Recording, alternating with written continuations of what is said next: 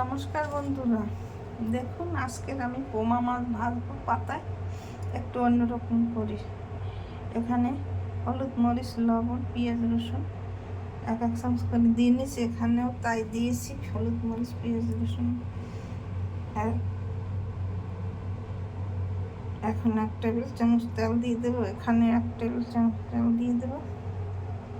এখানে পাতা দিয়েছি, পাতায় এখন ভাজবো।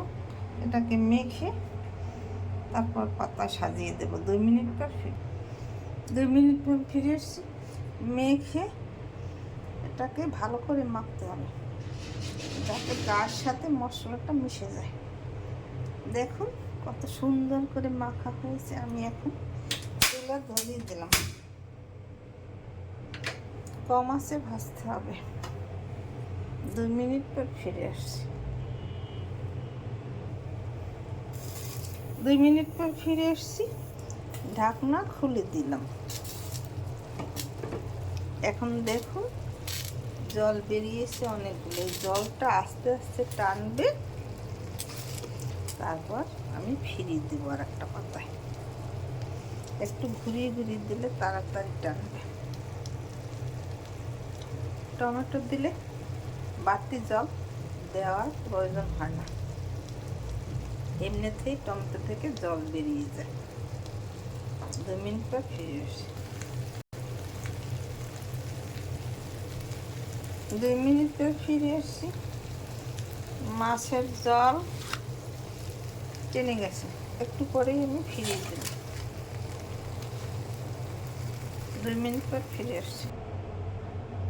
2 মিনিট পর ফিরে এসেছি।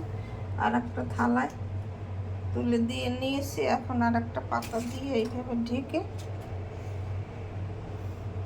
এইভাবে দিয়ে ঢাকনা দিয়ে 2 পাশ দিয়ে ধরে ফিরিয়ে দেবো। 2 মিনিট পর ফিরে 2 মিনিট পর ফিরে এসেছি। ফিরিয়ে দিয়েছি আর একটা পাতা। এখন একটু তেল দিয়ে দেবো ঘুরিয়ে ঘুরিয়ে।